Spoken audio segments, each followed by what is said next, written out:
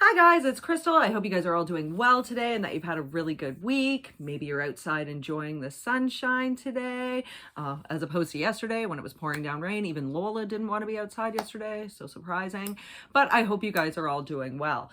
If you guys are new to this channel, like I said, my name's Crystal and I do Canadian true crime or true crime with a Canadian twist. From time to time, I do talk about other nations and crimes that have happened in other places. Sometimes they involve Canadians going to a different place. Sometimes they involve Americans coming into Canada or people from another nationality coming into Canada. And I focus on things like that. For the past couple weeks, we've actually been doing crossover crimes here on the channel where maybe an offender, like I said, was born in Canada and went elsewhere to offend, or was born elsewhere, came to Canada to offend, or escaped to Canada, things of that nature. So we've done Lake and Ing so far. We did Albert Walker, and that was a crazy ride. And today we're focusing on another crossover crime, and that's the crime of Dorothy Stratton. If you guys are returning members to this channel, though, you guys already know how much I love you and how thankful I am that you guys let me into wherever you stream at least once a week and that you guys give me feedback. If you guys do choose to leave comments on anything, please, no hate. There's enough hate in the world out there as there already is. And if you guys haven't noticed, I am kind of a sensitive person. So let's just not have any hate. Hopefully, if you haven't already done so, you guys will like these videos. Hopefully you'll subscribe to these videos, share them if you want to, hit the notification bell, and leave me some comments. We're just here to discuss things. Sometimes my theories aren't the same as yours and vice versa. And hopefully we can make this into something really good. So, like I said, guys, and I also just want to remind you guys, these videos are for entertainment or educational purposes only, so that way YouTube doesn't say anything to me. So, like I said, guys, we are going to focus on Dorothy Stratton today. And if you've never heard of her, I'm not really surprised. Most of the crimes that we've talked about in our crossover crime series are kind of, I guess, on the vintage side. That hurts me to say. So this one would also be as well. And next week will be our last crossover crime for a little bit. And it's going to involve a really historical case. I'm pretty sure you guys may already guess who I'm going to do, but I'm just going to put that out there. So Dorothy Stratton actually lived a very, very short life, guys. But in her short life, she achieved quite a bit. So Dorothy Stratton was actually born Dorothy Ruth Hoog Stratton. It's Hoogstratten. Some people might say Hog Stratton, but it sounds like Hoog Stratton, so that's what we're going to say for right now. And she was born February 28th of 1960. Her parents are Simon and Nellie Hoog Stratton, and Hoog Stratton, and she was their first child. The couple later went on to have a son named John Arthur the year after Dorothy was born in 1961. They are actually immigrants that came over from the Netherlands, so they're first generation immigrants, to Vancouver. Dorothy was born at Grace Memorial Hospital in Vancouver, British Columbia. So a little bit about Vancouver, just in case you guys don't know. It's well known for its outdoor sports because it has both mountain ranges and of its close proximity to the ocean. Just about any kind of outdoor sport you'd want to think of is offered in Vancouver. It's not as big as what some people would think, but it does have about 675,218 people, and that was as of 2016. Vancouver is actually used a lot to film things, though, guys, like movies, TV series. My favorite, Supernatural, was actually filmed in Vancouver as well. It's well known for its art scene, its artists in general. They do have a lot of Native Canadian art as well, so they're well known for the artistic side of life as well as for outdoor sports. It is actually one of Canada's most multicultural places as well. You guys know from prior videos that Toronto is the most multicultural place on the planet, but Vancouver is also highly ethnically diverse as well. It's also, aside from Toronto, one of the most expensive places in Canada to live, just in case you guys wanted to know.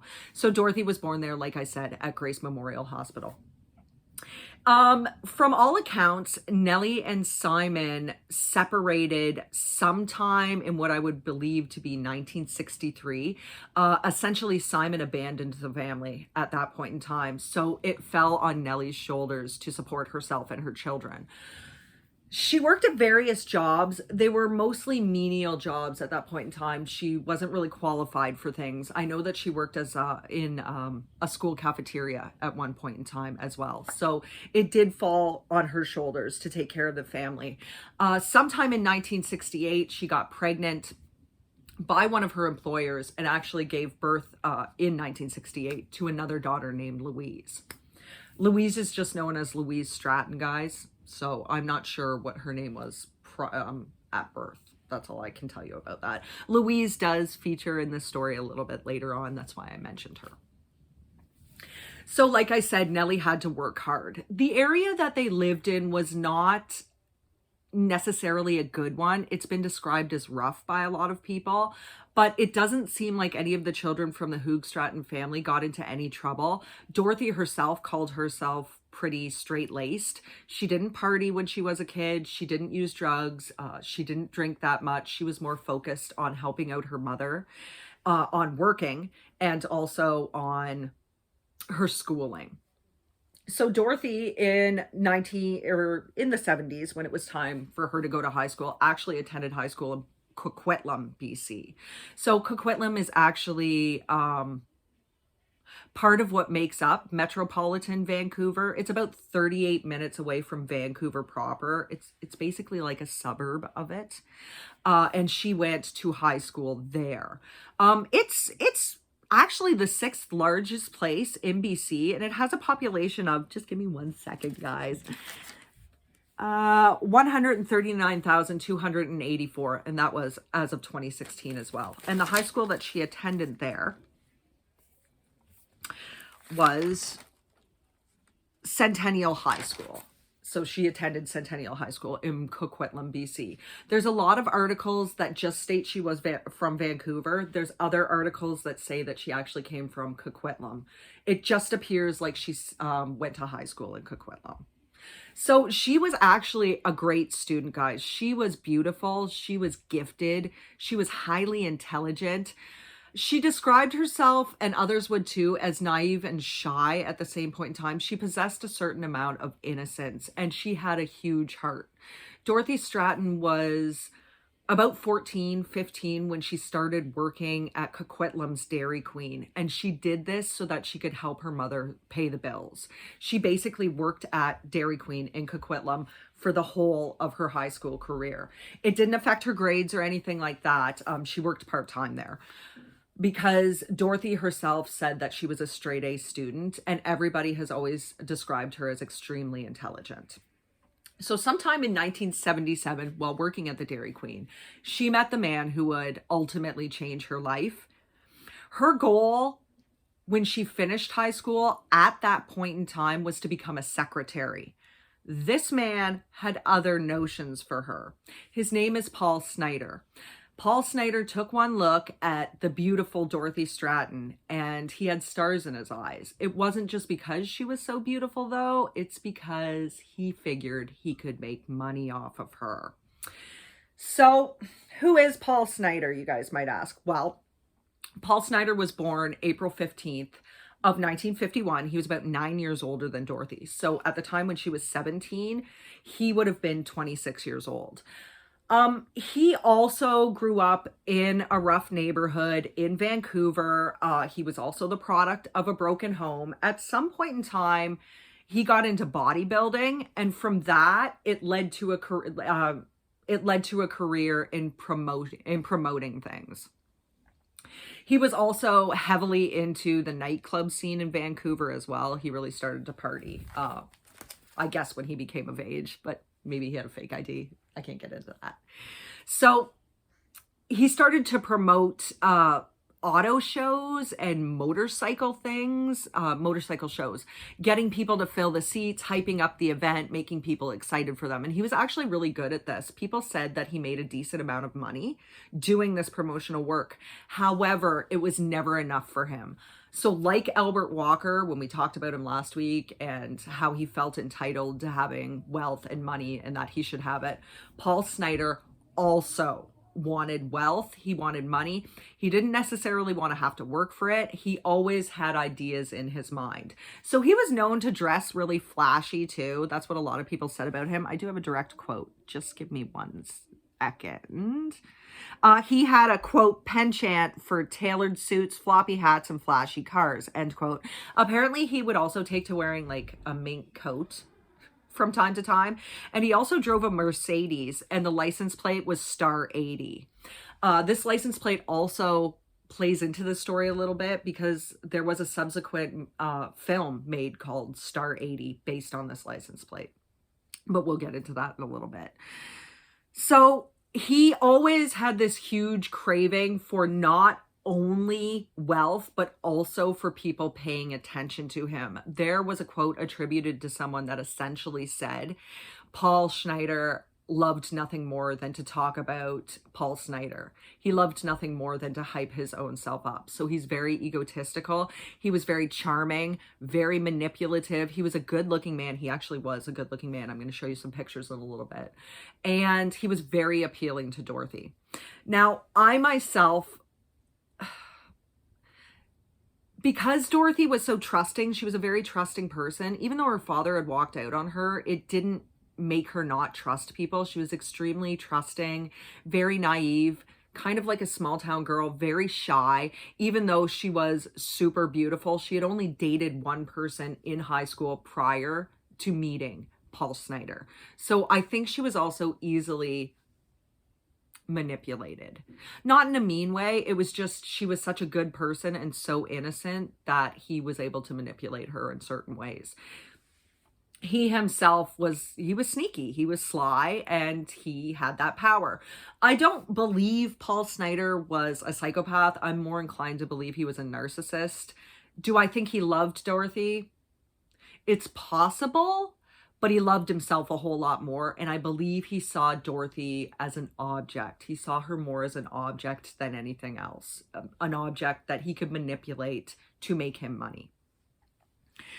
So like I said, he was all about flash and looking good and looking like he had a lot of money, wearing the jewelry, spending his time doing the hedonistic 70s things. But Dorothy was highly appealing to him, not only for her beauty, but because he was able to manipulate her so easily. So other people have described Paul as, quote, he was all flash, craving attention, end quote. He's been described as, like I said, charming, suave, but also brash, demanding, manipulative, and very egotistical, as well as a very jealous person, particularly when it involved something he thought was his. Like I said, a quote that was attributed to him had to do with the fact that he loved Paul Snyder more than anything. And he was always wanting people to pay attention to him. Now, even though he made a lot of money promoting these clubs or promoting the auto shows and the motorcycle shows, it just wasn't enough for him.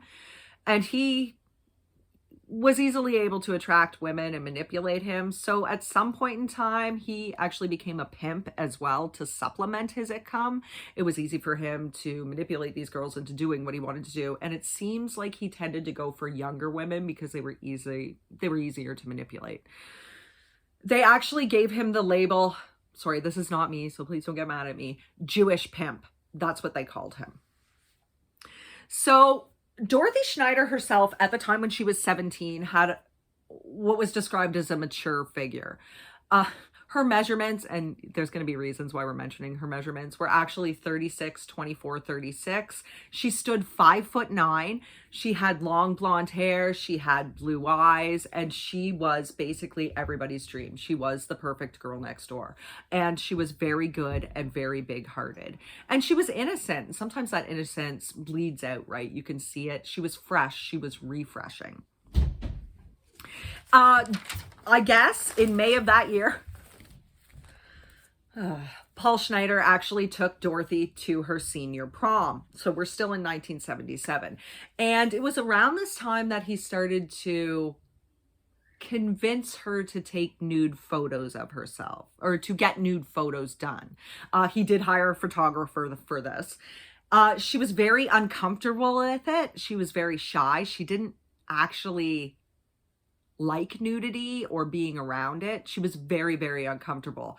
But he was so able to manipulate her, she did agree to do this. This was after about 2 weeks of constant pressuring. She did agree to do this.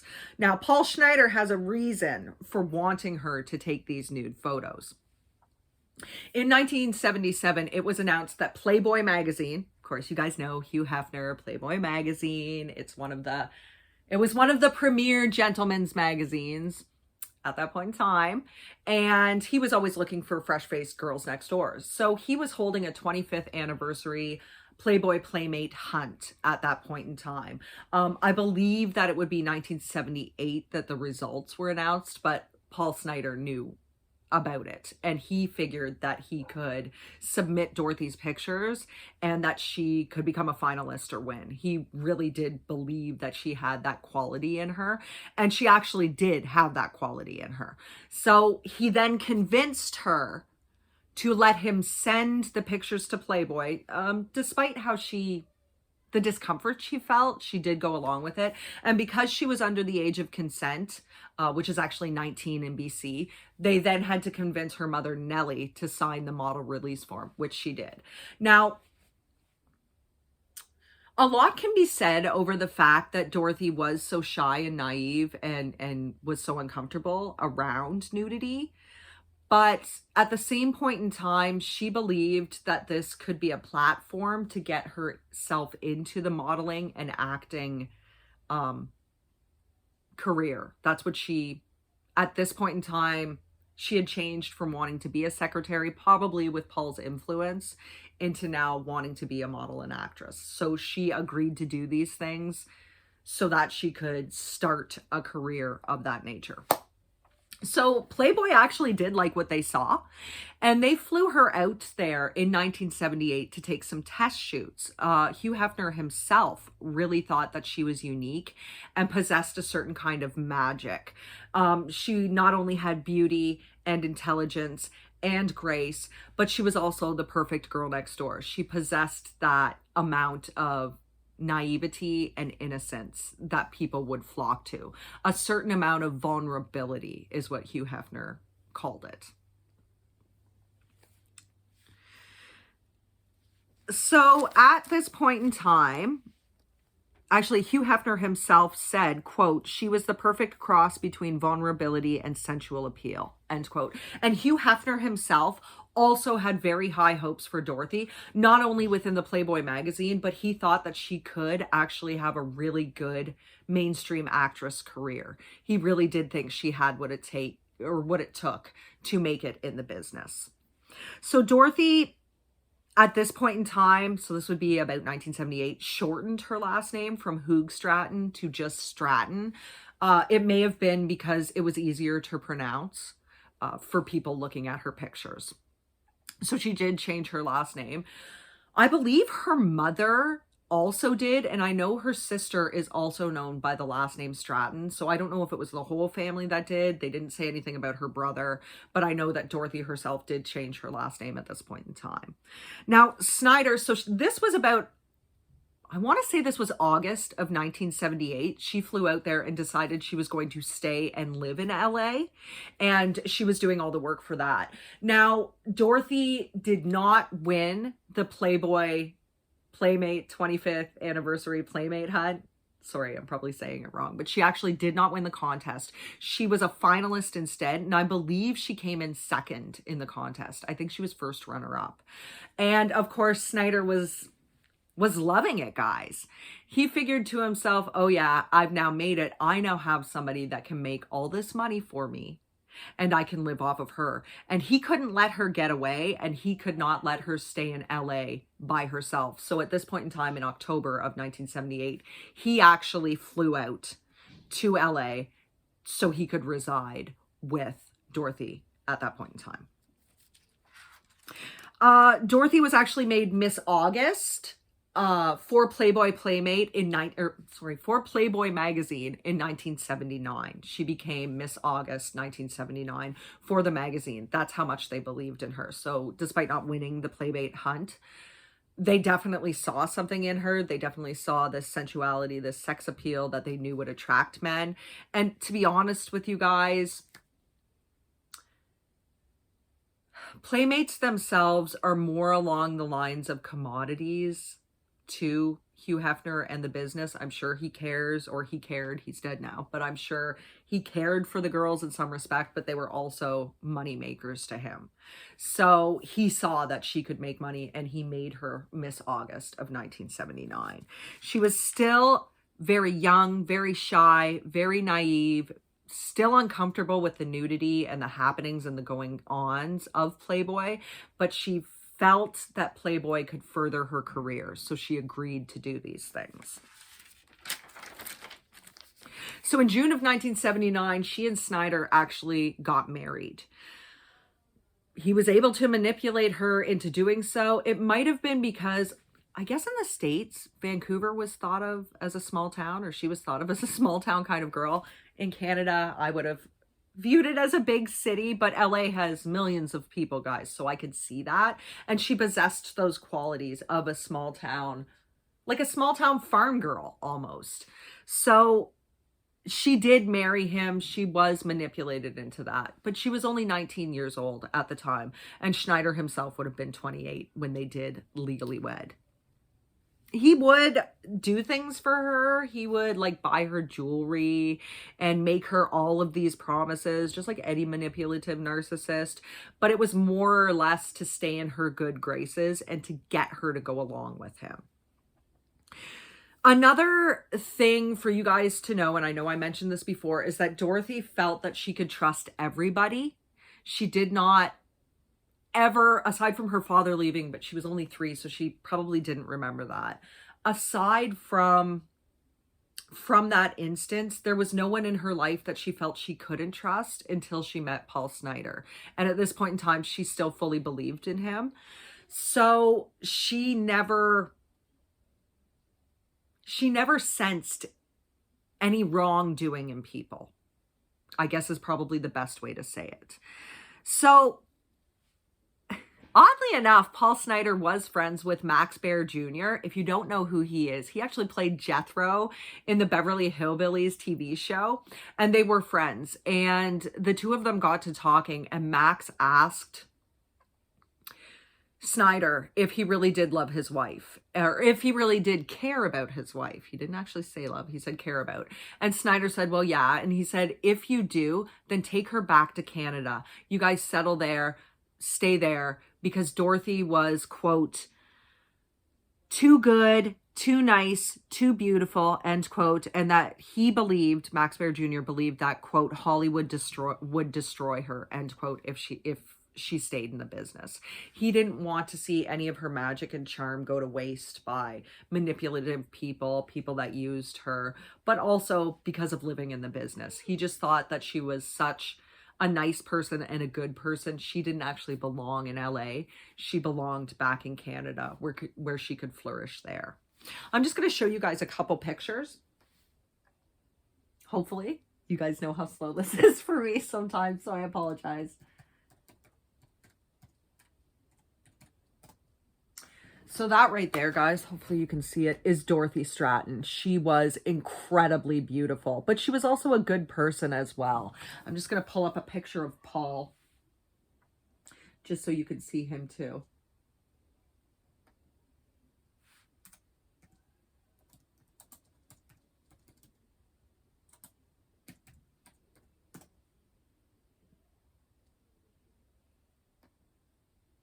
Oh gosh, I just found a good one. Ugh, there he is in some of his flashy clothes along with Dorothy, if you guys can see that. But he was a good looking man.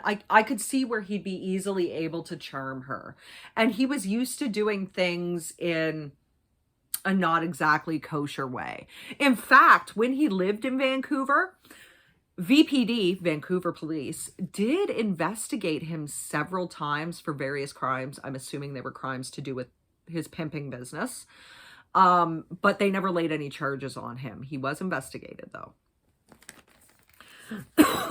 Sorry. So though most people in Dorothy's life loved Dorothy, but most people that were around Dorothy, most people who knew her well and were involved with her did not like Paul Snyder. In fact, one person said about 90% of people that met Paul Snyder did not like him. There was something about him. It was too brash. He was too demanding. He was too smooth. People just did not like him. He was too abrasive. And Hugh Hefner himself actually said that Snyder was, quote, very sick.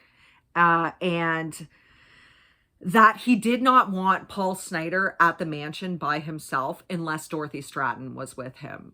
He gave off these vibes, even to Hugh Hefner. Maybe he could sense his own kind, I don't know. But even to Hugh Hefner, he gave off these vibes. So Hugh Hefner also reportedly wanted Dorothy to cut all ties with Paul Snyder, sorry guys, because he believed him to be, quote, a hustler and a pimp, end quote. So even Hugh Hefner, her boss at that point in time, could see how untrustworthy Paul Snyder could be. So several friends of Dorothy's also warned her about his manipulative, his demeaning, and his odd behavior. They did warn her, but she was too enamored with him at that point in time. She just didn't believe that he could be a bad person. So she didn't pay any heed to what people were telling her. So what happened at the Playboy Mansion is also controversial. What happened to Dorothy there is controversial. Of course, we're not there. Dorothy is not here to tell us, so we don't know exactly what happened. There are some reports that just after she got to the mansion, so in August of 78, there are some reports that say that Hugh Hefner sexually assaulted her, in the grotto. You guys know the grotto, right? With the waterfall and the jacuzzi, at the mansion at that point in time, and that Dorothy was uncomfortable with Hugh Hefner. However, Hugh Hefner himself has said that, yes, they were naked together in the jacuzzi, but all they did was hug. And that as soon as he found out, so this was August of 78, right? As soon as he found out that her boyfriend, Paul Snyder, was going to be coming to LA and that the two of them were going to get engaged, he backed off. He said that he was a friend to her and a father figure to her. That's all Hugh Hefner said. So what actually happened at the mansion is up for debate. There were several other Playboy playmates from that time period that said that they took Dorothy under their wing to keep her away from Hugh's more predatory friends so that she wouldn't be attacked by them, and that they would essentially, so that they couldn't ruin her qualities. They couldn't ruin her innocence, her outlook on things, and make her jaded. Whatever happened at the Playboy Mansion did not stop Dorothy's career. I want you guys to remember, she only came there in 1978 and she was on a roll. Dorothy's career was taking off at this point in time. So not only was she Miss August 1978 and a finalist for the Playmate Hunt, she was also appearing in TV shows like Buck Rogers in the 25th Century. I think that's what the show is called. And Fantasy Island. She also had small roles on there, and she was actually in a few films. Oh, and she was in films like Americathon. I don't know that film, but that's what it was called. Skate Town, USA. She was also in an exploitation film called Autumn Born. We're going to get back to that in a couple seconds, but she was starting to acquire film roles. She was getting herself out there. Dorothy was also, in 1979, it was announced that she was going to be Playmate of the Year in 1980. And she's actually the first Canadian to ever have done this. She is the first Canadian that ever became one of the Playmates. I can't speak today. I'm really sorry, guys. She was actually one of the first Canadians. Well, she was the first Canadian to ever become Playmate of the Year. So this is actually, I guess, especially back in the 70s, this was a huge honor. So Dorothy, despite her misgivings about what went on at the mansion, was incredibly honored to have this bestowed on her. So Autumn Born, if you guys are wondering, is an exploitation film. I did look up exploitation films. It's basically kind of like what Playboy does. It sexualizes a woman, but it also usually involves some elements of violence as well. In fact, the review for this film, or the synopsis of this film, is, quote, "A rich young woman is kidnapped and taken to a school of discipline," end quote. So it's basically, the women are seen as sex objects, just objects, kind of like what the magazine produces. It's hard for me to say this because I'm trying to be really objective, but it sexualizes a woman and objectifies them so that they're no longer technically seen as a person, but seen as just this sexy object for someone to exploit. That's the best word for it. At that point in time, though, in 1979, she was actually offered a role in a movie called They All Laughed. This was her first major film. It was the first one with a huge budget and with a well-known director. The director's name is Peter Bogdanovich. This movie was going to also star people like John Ritter and Audrey Hepburn. So she was scouted for this. This was going to be a big movie, and she agreed to do this movie. Peter Bogdanovich, if you don't know who he is actually an Oscar-nominated director. His film Paper Moon, if you've ever heard of Paper Moon, actually won the Oscar for 11-year-old, I think she was 11 at the time, Tatum O'Neal. So actually she made the film with her father. It was Ryan and Tatum that were both in it, but Tatum won the Oscar for, I don't remember what year it was. It was in the 70s. She actually won an Oscar for making this film. He was also given an Oscar nod for some of his other movies. He's made movies like Mask with Cher and Eric Stoltz. He actually himself he acted in the TV show The Sopranos off and on, and he made several other movies. Just give me 1 second, guys. I'm trying to get the actual exact ones. The Last Picture Show, that's it. He actually, that's where he got his Oscar nod from, was The Last Picture Show. I think The Last Picture Show was actually produced directed in 1969, and it stars a really young Sybil Shepherd and a really, really young Jeff Bridges. I remember seeing this movie late at night on TVO. Yeah, because, I'm Canadian, not the CBC this time, but TVO, when I was a kid.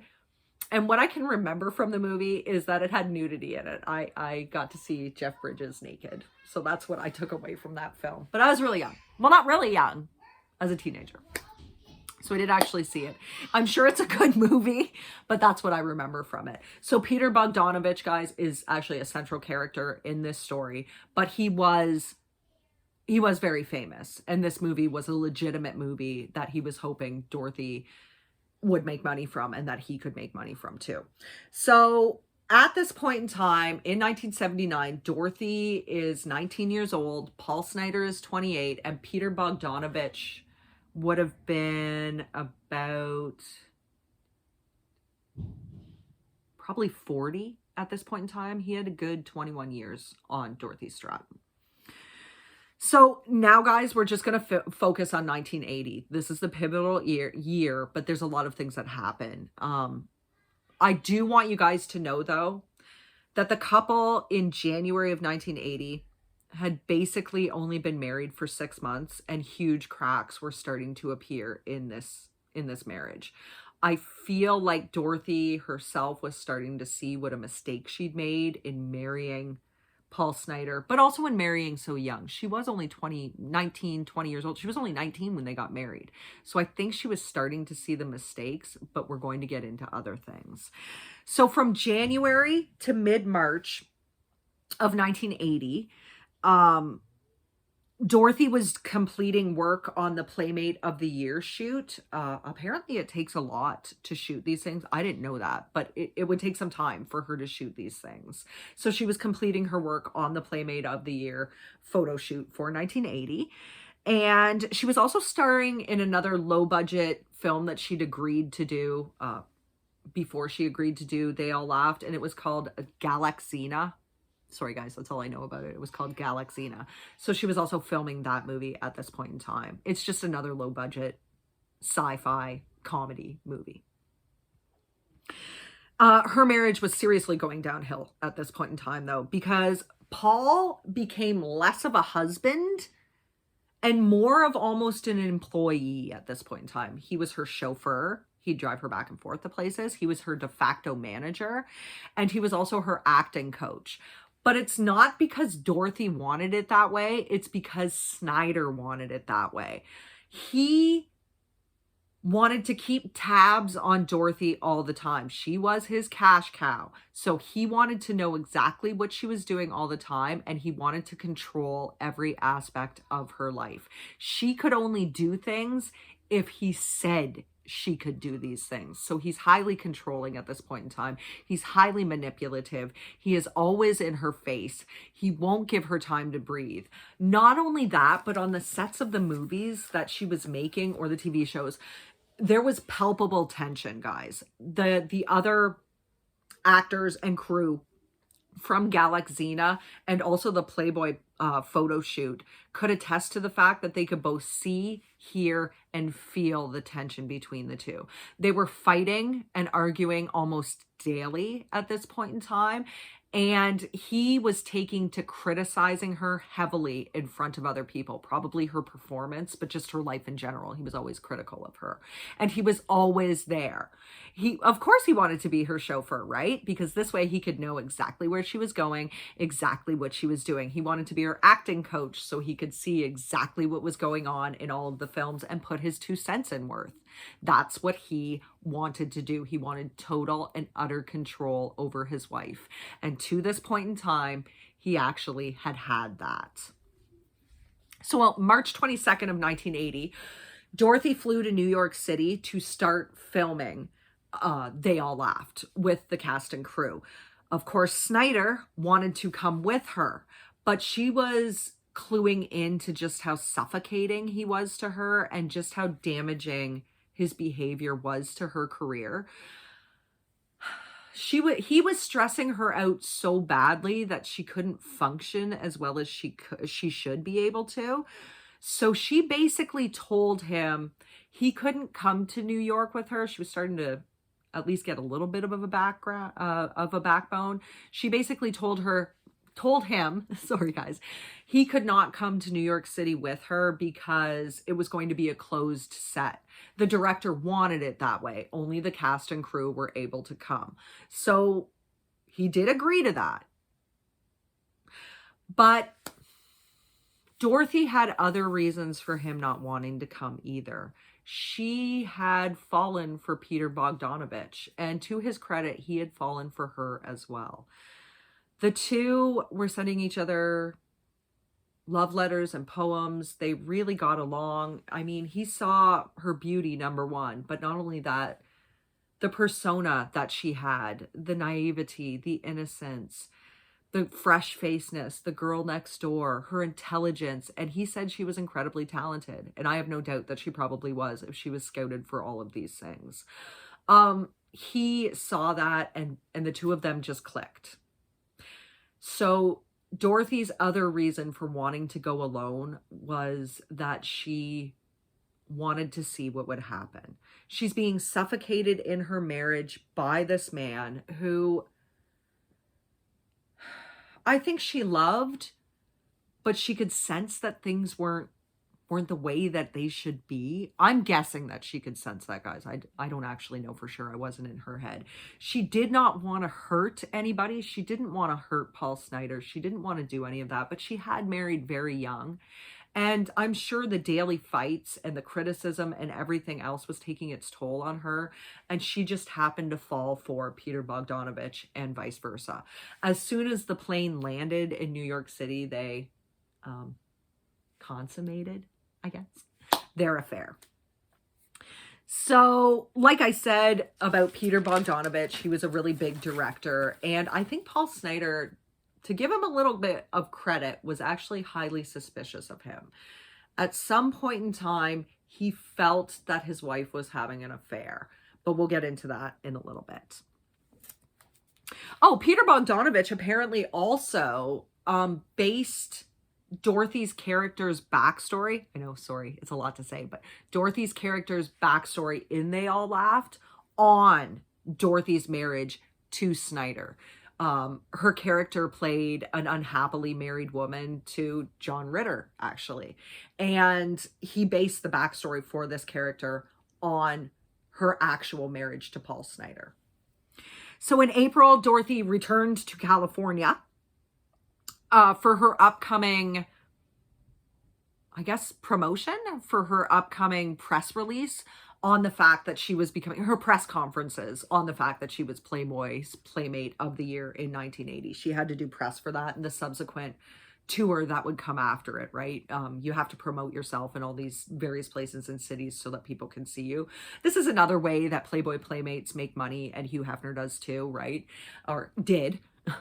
Sorry, he's dead. So another way he did make money was for their personal appearances, to promote various Playboy magazine at various other places. They'd get fees for this. So of course she would have to do a promotional tour with this honor as well. So in mid-April, this was actually probably mid to late April when she got back to California, and this would be essentially the last time that she and Paul would live together as man and wife. She didn't want to necessarily be in the marriage, at least with all these problems going on. I think there was a part of her, and we're going to get into that thought she could save the marriage. She didn't necessarily want to leave the marriage. She was trying to give it every shot that she could. However, she did have somebody else waiting in the wings, and she didn't really want to hurt anybody. Not at all, guys. Dorothy didn't think that way. She was not edgy like that. She didn't have that hardness to her. She genuinely didn't want to hurt anybody. And when she was around Snyder, because she'd known him since she was 17, and because he was basically all she knew in a man at that point in time, I think whenever the two of them were around each other, he was able to manipulate her into wanting to give the marriage a second chance, even though maybe necessarily she shouldn't have wanted to. But at this point in time, in mid to late April, it was the last time the two of them would actively live together. So Snyder himself, though, sensed that she was drawing back, particularly since she wouldn't let him go to New York City, and because he kind of suspected something between her and Peter Bogdanovich. To him, this was him losing control, and he could not have that. If he lost control over his wife, he'd lose control over his cash cow. So there was a woman that wrote an article for the Village Voice. This would be after the incident we're going to talk about.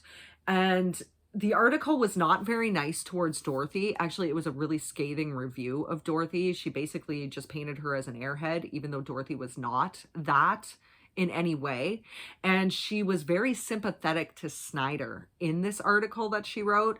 But she said of this point in time, quote, Snyder controlled her finances and real estate and even determined who she needed to sleep with in order to further her career, end quote. So be that Hugh Hefner, be that Peter Bogdanovich, whoever, as long as he set it up, as long as he knew, as long as he manipulated her into sleeping with other men, that was okay.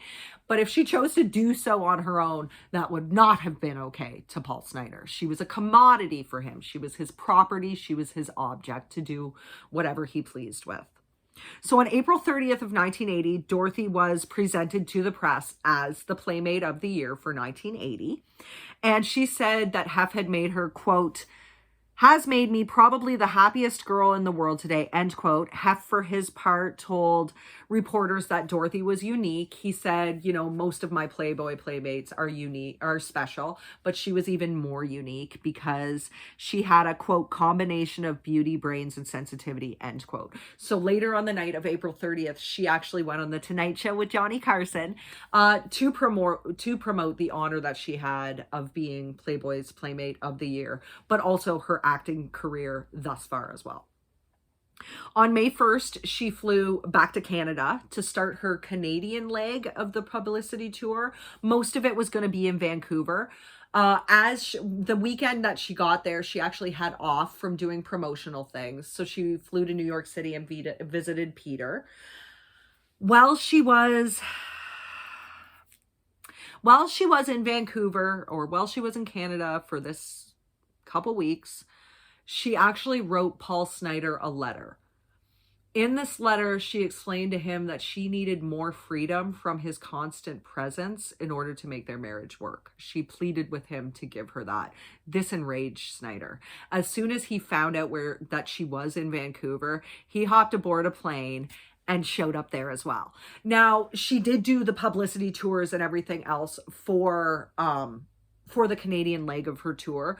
But there were various points in time when she was at home in Vancouver, spending time with the family she hadn't seen for a long time and relaxing with them. Snyder wouldn't let that happen. In fact, he started hiring her out to the various clubs, the various local clubs in Vancouver, to do promotional tours there as well. He figured she owed him that, and any and all money she made from the fees, the club appearance fees, he actually pocketed. She never saw a dime from that. Doesn't seem like that mattered to her, but he was still trying to make money off of her. He was still manipulating her into doing these things for him, even though she didn't necessarily want to do them. So she did, of course, make many appearances, and Paul Snyder knew most of the managers from the clubs anyway, from when he had worked as a promoter in Vancouver when he lived there.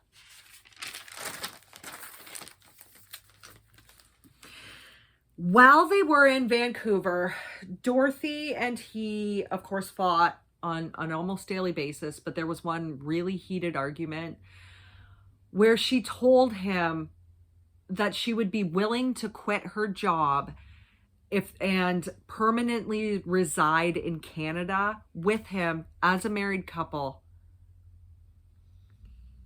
if he would agree to living in Canada in order to do so.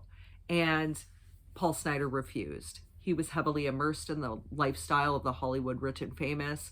He thought he deserved it. He didn't care. It wasn't necessarily that he cared at all about his marriage. I don't think he really did.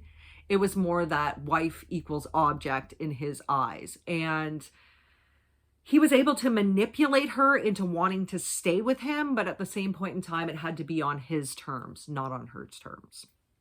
So they returned to the US, and Dorothy had to go back to New York City to finish filming They All Laughed. And at this point in time when they returned, Snyder said to friends that it was getting harder and harder for him to get in contact with Dorothy. I think that last big fight that they had about the fact that she said she'd be willing to give everything up for him as long as he'd be willing to permanently reside in Canada was kind of like a final straw for her. I think she maybe was able to see that he wasn't necessarily in the marriage for the right reasons, so to speak. So in June, just weeks after their first anniversary, at this point in time, remember guys, they're only married for 1 year, Dorothy sent him another letter. And this letter essentially said, we're done. She said she wanted to be separated from him physically and financially, and that the two of them were now officially separated. They were no longer a married couple, so to speak. They were an estranged married couple, if that makes more sense. In response, Paul Snyder emptied their joint bank account because he thought that would do something to her. I don't really think Dorothy ever cared about money as long as she could make it from A to B and had clothes on her back. I don't think it really mattered to her. She was used to not having money, so I don't think money really mattered that much to her, but that was his response, was to empty their bank account. Of course, like I said, he became even more convinced at this point in time. Before, he may have just suspected. Now he became convinced that Dorothy was having an affair on him, and kind of rightly so, because she was. But he then decided, as retribution, not only to empty the bank account, but to also have an affair on her. It wasn't very long. It wasn't a very long standing affair, and it was with one of his ex-girlfriends, whom I believe he actually did fly from Canada to Vancouver, and she stayed with him for a little bit. As far as I can recall from certain interviews I saw with other people on TV, from as far as what I can recall, this woman said that he also tried to get her into the business, and I believe he was also trying to prostitute her out as well. I might be wrong about the prostitution part, but I believe he also tried to get her into the business at some point in time. So he was, because he was so convinced that his estranged wife now was having an affair on him, he actually hired a private investigator, a private detective named Mark Goldstein. So to dig up dirt on Dorothy, even though she did not want to be with him at this point in time. Maybe it was to help him make more money in the divorce. I don't really know, but he hired this detective to find out and keep tabs on his wife. He could not lose control over her, even though she no longer wanted to be with him. He would also complain to his friends that he couldn't touch her, get near her, even talk to her, really. So now that he and Dorothy separated, Snyder was in a financial lurch. She was the one making all the money in the relationship. And to be fair, Paul didn't have a green card. Because he didn't have a green card, he couldn't legally work in the States, right? He's still a Canadian citizen. He has not taken any of the tests to make himself an American citizen. I think you have to be in the States for so long before you can do that. You know, the K-1 visa, I don't know if I should call it the K-1 visa. The need for a visa that's not just a student visa or anything like that. I'm not even quite sure what type of visa he had to let him stay in the States for an extended period of time. But he had no green card, so legally he's not an American citizen. He can't go out and work. And to be honest with you, I don't think he wanted to work a legitimate job anyway. So Dorothy would still cover all the bills financially. She did continue to cover all the bills at their household, the household they shared, but it didn't leave a lot of money left over for Snyder to live the extravagant lifestyle he thought that he was entitled to. So he took to selling Dorothy's things, guys.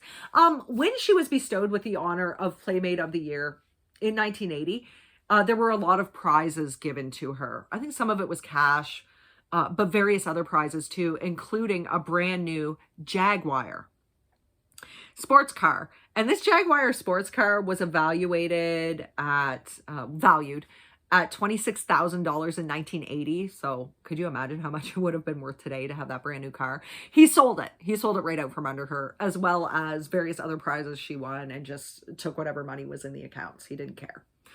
So by mid-July, most of the work on They All Laughed was finished. Most of the production work, most of the things that the cast and crew needed to be there for had wrapped at that point in time in New York City. So Dorothy flew back to LA at this point in time.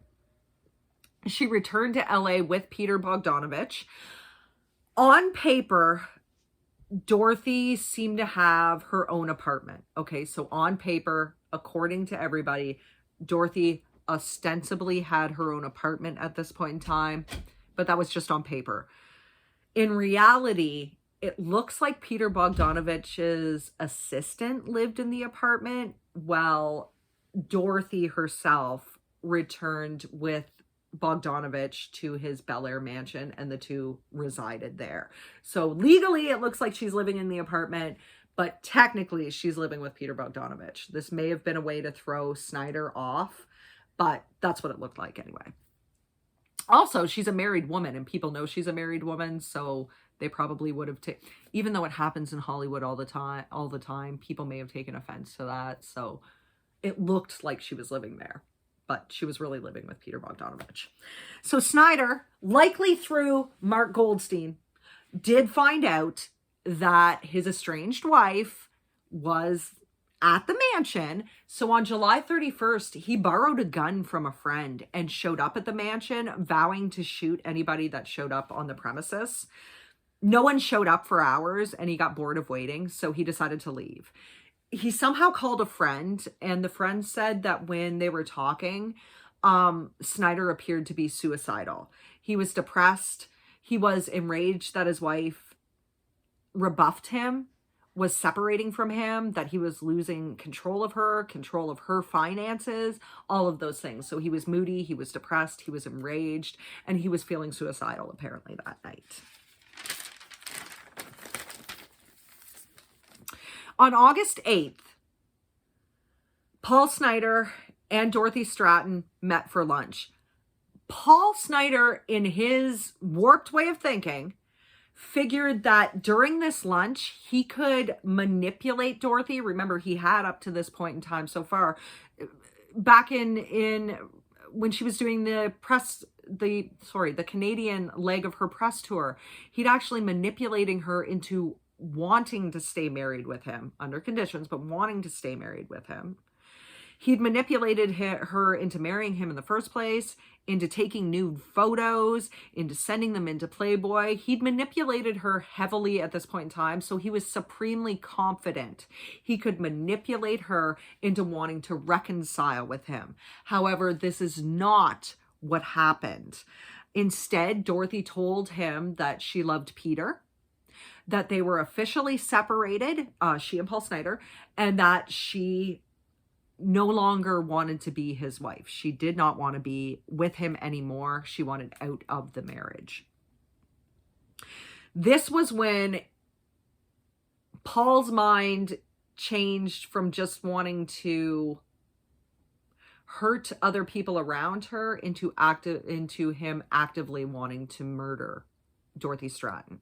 However, on the night of the 8th, he did return the gun that he borrowed from a friend. He had the foresight to do this, and now he's actively trying to get a gun on his own. So he became even more enraged, though. He was even angrier because Playboy was having their I think it's an annual thing, guys. I think they still do this to this day, or I know that they had during, the Girls Next Door. Okay, I read those books. I read Holly Madison's book, and I read Kendra Wilkinson's books. It's very interesting.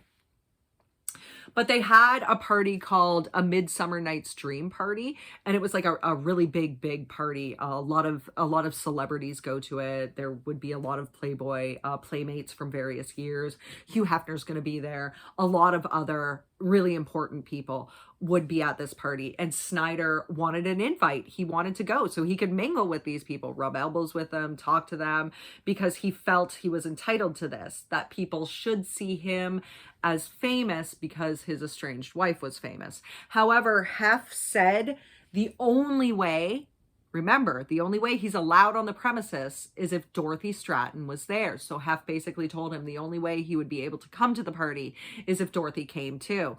Of course, Hugh Hefner knows what's going on. He and Peter Bogdanovich were good friends. He knew Dorothy was with Peter, so he knew she wasn't going to show up at the party with her estranged husband. I believe he also knew that she had told Paul that they were separated. I think he knew all about that as well. Remember, he said he was a father figure to her, but I think he knows information on his playmates' lives anyway, so I'm pretty sure he knew about that. And he basically barred Snyder from going to the mansion, and this pissed him off even more. He was even more enraged. On August 9th, Paul Snyder actually tried to convince Mark Goldstein, the private detective, to buy him a gun. Of course, once again, because he has no green card, no visa per se, and he's not an American citizen, he legally can't buy a gun himself. So he tried to get Mark to purchase the gun for him. Mark said no. The next day, on the 10th, he once again tried to get Mark to buy him a gun, this time a machine gun. He said he was going to use it for, quote, home protection. Mark was able to talk him out of this, and they went on their way again because Mark refused to buy him a gun. On August the 11th, so the next day after that, Snyder saw an ad in a newspaper selling a gun in the San Fernando Valley, and he was going to go and buy that gun. Unfortunately, well, fortunately or unfortunately for him, I guess, he got lost and was unable to purchase the gun that night. So on August 13th, and this is exactly 2 years, guys, Dorothy Stratton has only been in Los Angeles for 2 years exactly on this date. Paul Snyder was finally able to obtain a gun. He saw another newspaper ad. This time it was for a Mossberg. Sorry, guys, I just want to get it right. A 12 gauge Mossberg pump action rifle. And it was for sale, and he went down and he was able to acquire this shotgun, this 12 gauge shotgun from the ad in the newspaper. That night he called up a friend and told him, this friend, that he had bought a gun, and said that he had bought it because he was, quote, going to take up hunting, end quote. And it was also during this conversation that he started to talk about Playboy playmates who had died unexpectedly or under strange circumstances while they were young Playboy playmates, while they were still Playboy playmates, sorry. On August 14th, this is the end date, guys. August 14th would be the last day of Dorothy Schneider's life, or Dorothy Stratton's life. She spent the morning with her business manager talking about various financial things, including the financial settlement that she would be giving to Paul Snyder once their marriage was dissolved. Her business manager tried to talk her out of going to see Paul Snyder herself. He told her that her lawyers should be dealing with that, the settlement aspect, and that any and all communication between the two parties should go through the lawyers. Dorothy didn't agree with this. In fact, she had a meeting set up with Snyder that day to talk about the dissolution of their marriage, but as well as his financial settlement. I mean, they've only been married for a year at this point, but technically speaking, Snyder did discover her, so he was going to try to manipulate as much money out of her as he could. And her business manager told her he really didn't think this was a good idea, this meeting. However, Dorothy said that it would be better for her to speak to him in person, that it would be easier on him this way. Remember, she doesn't want to hurt him at all. And if she went herself, she figured things would go easier. She would be able to talk to him in a better way. He wouldn't be maybe so angry, I guess, was what she thought in her mind. She also said that Paul had been nice to her for the last couple days. Of course, she didn't know he was trying to go out and buy guns at all or anything like that. And she said, quote, "I'd like to remain his friend," end quote. In fact, another Playboy playmate from this period of time would go on to say later, quote, "She just had that little flaw, not being able to see the evil in people," end quote. She didn't believe that Paul Snyder was going to hurt her. So after she was done talking to her business manager, she drove to the house that she and Paul Snyder had once shared, that he was now living in. Not by himself. Paul Snyder didn't live by himself. He had somehow acquired 2 roommates, and we're going to get back to these roommates, but she drove over to his house at about noon, and the roommates were not home at that point in time. So the rest of this day is unknown, guys. It's unknown exactly what happened this day, but police ascertain that once again, Dorothy Stratton got to the residence at about noon. She spent some time in the living room with Paul. Her purse was in there. and it was open, and they found $1,100 in the purse, which authorities believe was supposed to be a down payment for his financial settlement. There was also a note there that was in Snyder's handwriting that attested to his financial woes. They figured that sometime within the hour between noon and 1, maybe shortly after, Paul was able to convince Dorothy to go into his bedroom, and he then raped her and shot her in the face with the 12 gauge rifle, with this 12 gauge pump action rifle. And this would be right above her right eye. He essentially shot her.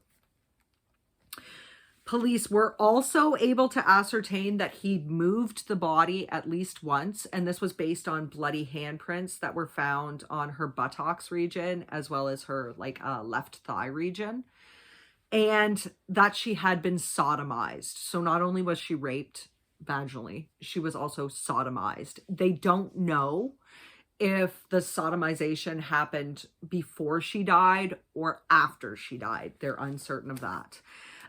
Snyder had also made some kind of homemade bondage rack. Apparently he was into practicing bondage. And that was, her head was found near that rack. There were also large quantities of tape laying around the room. Some of it was used, some of it was unused. So I don't know if he had tied Dorothy up at some point in time, if he had forced her into some type of bondage, with the rape. I don't know if he overpowered her and did that, or I don't know if he did this to her after she was dead. If you guys remember, rape and sodomy is actually not about the sexual experience to most offenders. It's more about having dominance over your victim, showing how powerful you are to your victim, as well as showing your victim you have complete and utter control over them. A number of strands of her hair were also found in Paul Snyder's right hand. Just give me 1 second, guys. Sorry, it's a soda day today.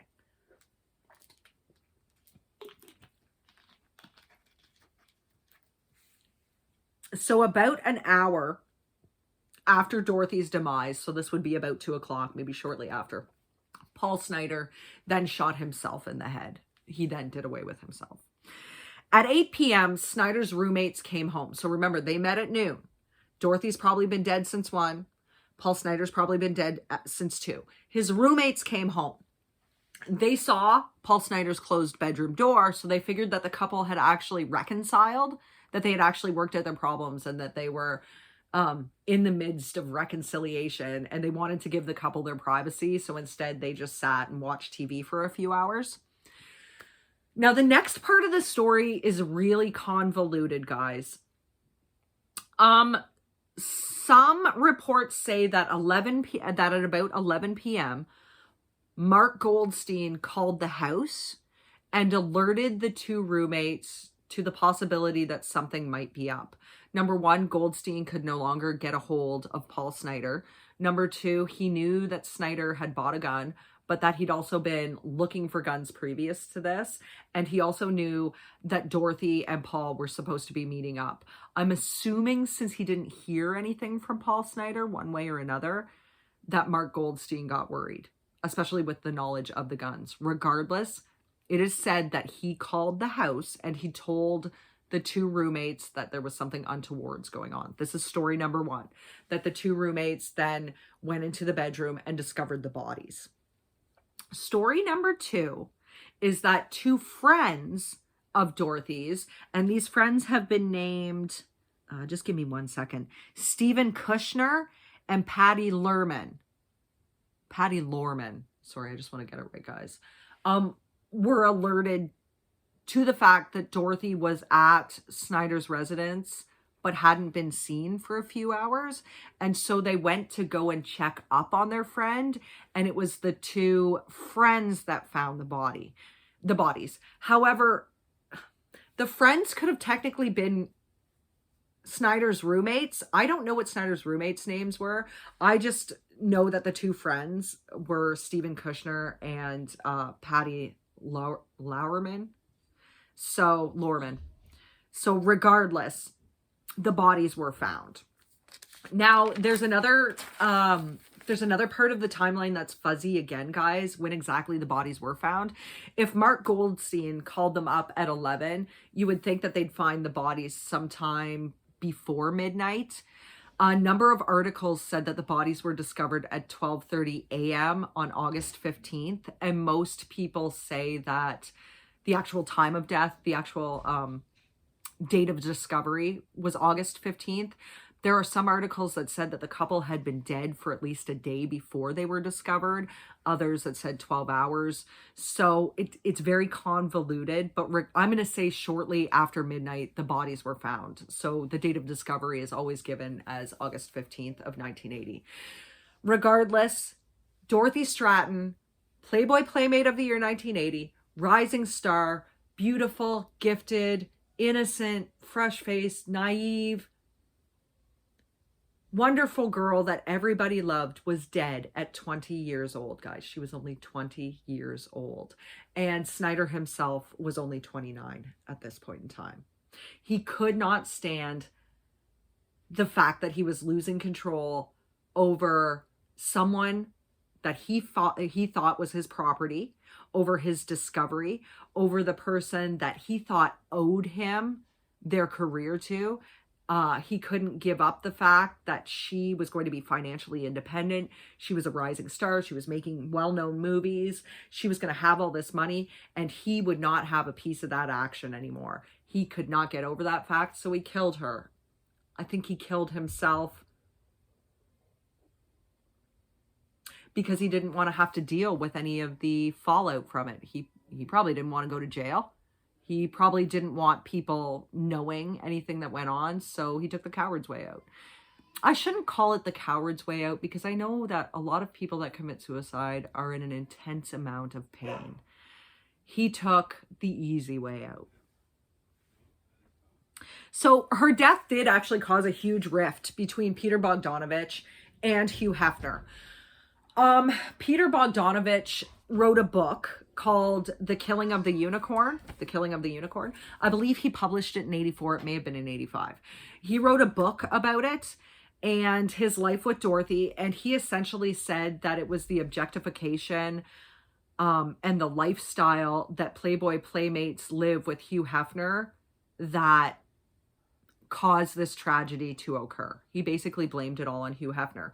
Hugh Hefner, in his response, blamed it all on Peter Bogdanovich, saying that if Peter hadn't started an affair with Dorothy Stratton, she probably wouldn't be dead. Hugh Hefner's account is technically true, but I don't think it's right to blame Peter Bogdanovich. He had no idea. I don't think anybody had any idea that Paul Snyder was as deadly as he was. I think they kind of all just saw him as a slimy buffoon, to be honest with you. I don't think they realized that he was that insidious.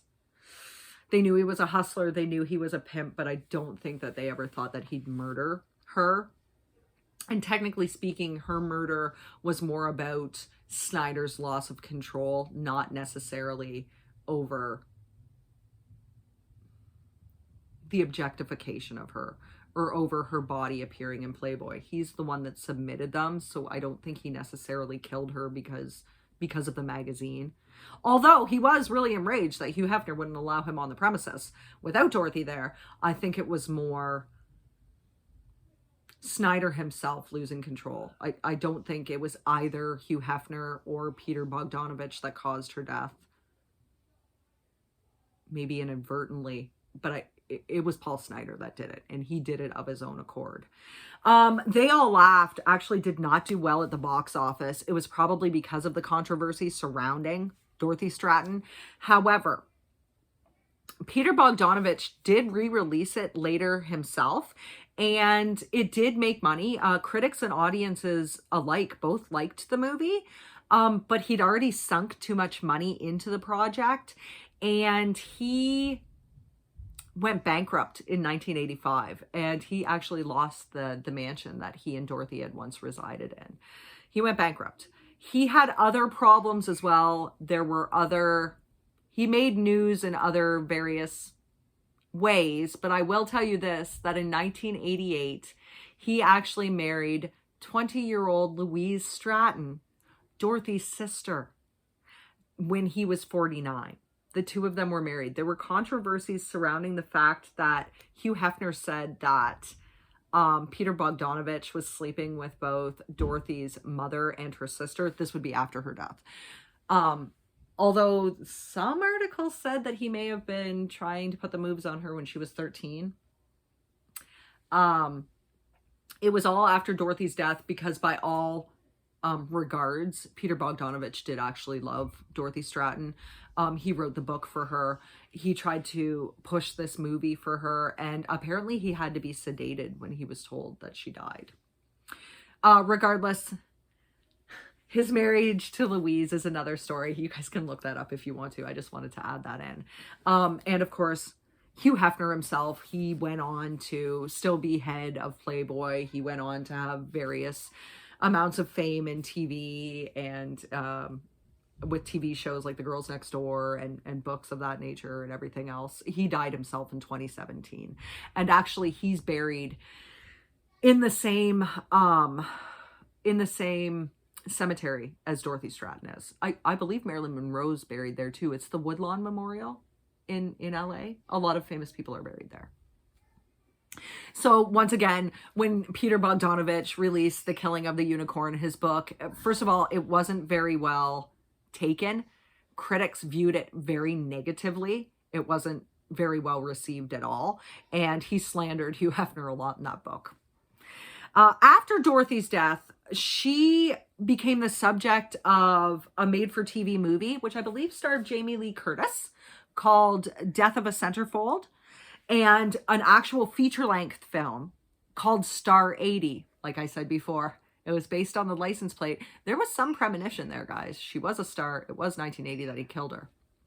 But this is a feature-length film, and I think it did well at the box office. It starred Mariel Hemingway. She was also the subject of books like Peter Bogdanovich's book. She was the subject of Bryan Adams' song, The Best Was Yet to Come. You know, Canadian icon Bryan Adams. He also co-wrote another song that was attributed to the band Prism. He and the lead singer from the Canadian band Prism wrote another song based on Dorothy's life. And Dorothy's life is also immortalized in the lyrics of Californication by the Red Hot Chili Peppers.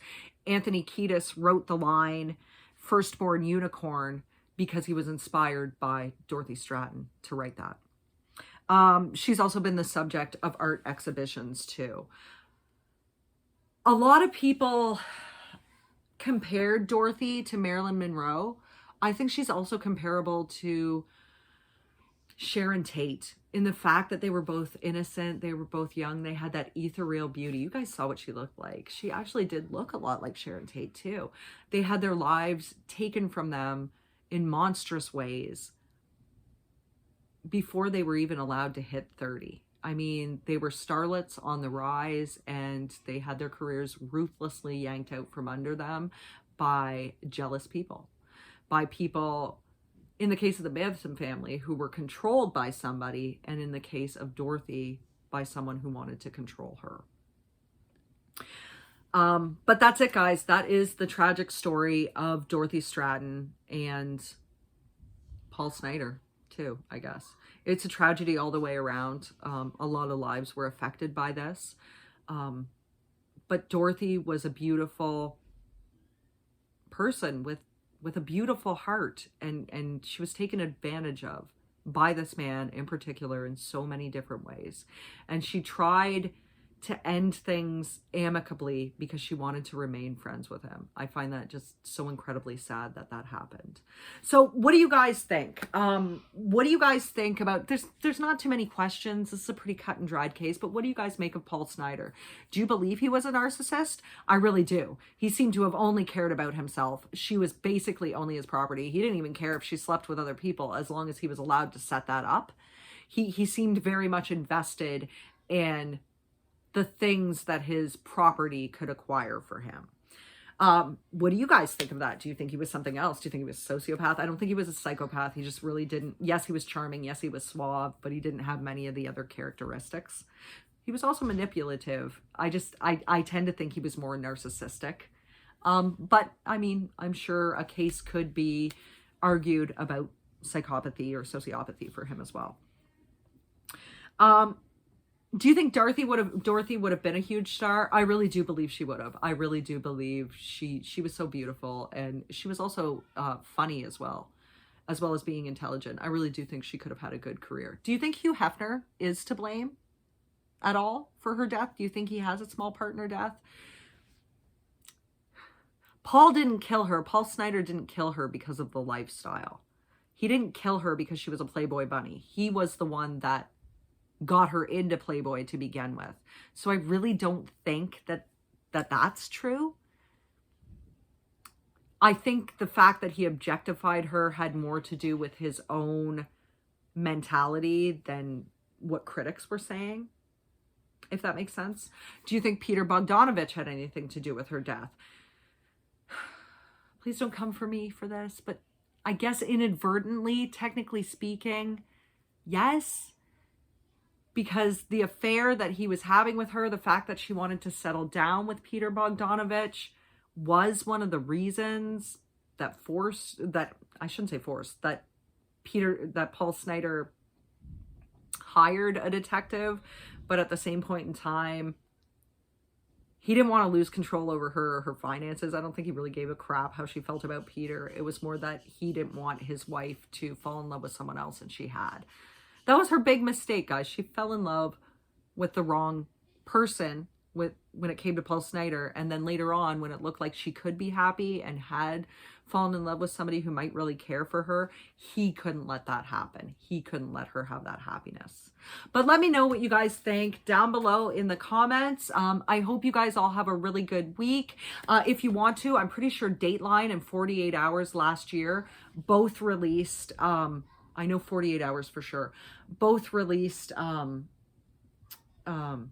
TV shows based on Dorothy Stratton, if you want to look into that more. There's so much more I could have said, but, you know, we do have to keep it down.